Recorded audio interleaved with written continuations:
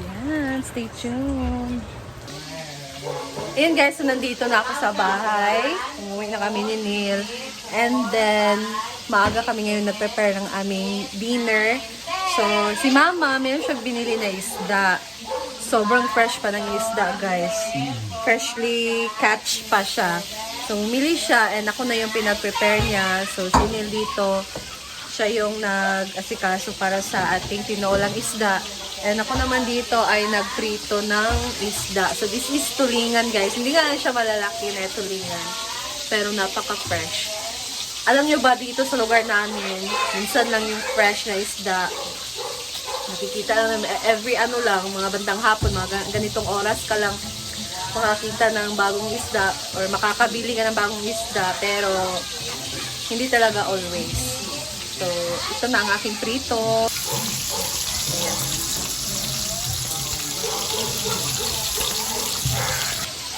Mas masarap kasi talaga pagka fresh yung isda. Kung iprito natin, kahit anong putahe ng isda basta fresh, masarap talaga kaysa yung mga ilang days na malalaman mo na parang dugyot na yung isda. So, hindi na siya masarap or minsan nga makati na. So, ayan. Kaya mas gusto ko talaga na pagbibili kami ng isda, yung fresh pa talaga. Kasi at least man lang sulit yung pagbili natin. Diba? Ano bang ginagawa mo? Ay, so kami. Ito, dito fresh guys. Kasama to kagabi sa binili ni Neil. Ngayon pa lang namin siya iprito. So, pritoin lang namin to. Parang gusto ko yung gawing fillet, yung may ano. Wala na. Magbukal dapat. Pabukalan sa. Ayan guys, ang ating recados. Ano lang to? Sibuyas at kamatis. Meron tayo ditong gulay na talbos ng kamote. Tapos ito na daw ng sibuyas. Naman ang prinito ko, binaliktad ko na.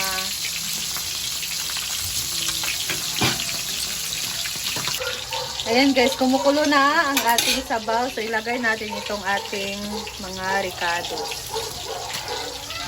Sibuyas at kamatis.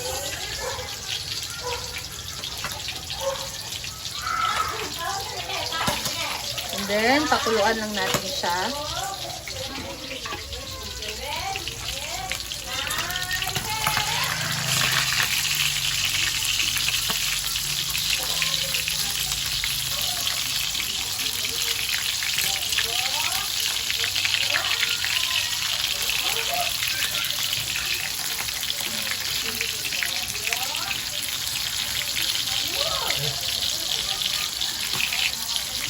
Ano guys? Oh. Masarap ang prito pag medyo kaging. Ayan, kumukulo na. So, ilagay na natin ang isda.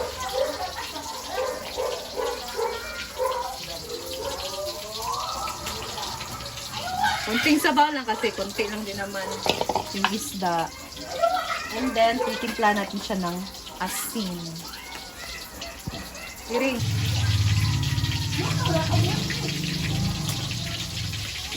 Gitsing.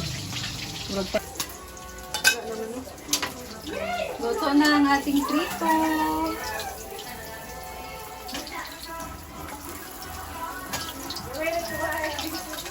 Isara ka, Bok? Manda ko.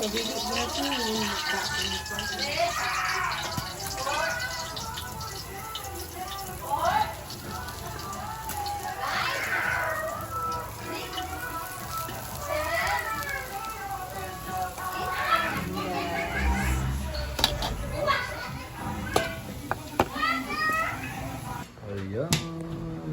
Kain na tayo. Daming pinarito. Hindi nagkuha sila mama ng pinirito. Kasi ito, binili namin to. Tapos ito sa kanila. Tapos, nangyari. Nagkuha ra guro na sila mama. Panangaon. Ikaw sa kanya? Panigang ang sabay dito. Kain.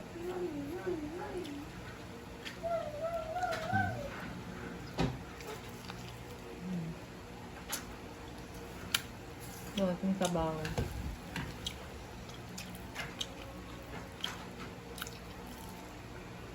Dalawang klase ng isda, guys.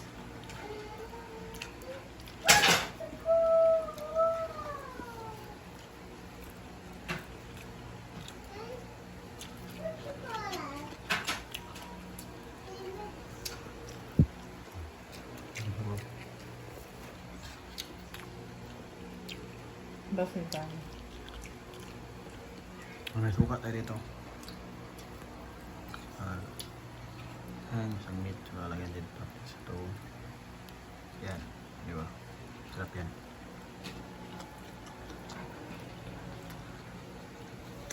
So, 2 piraso na lang itong isda dito, guys.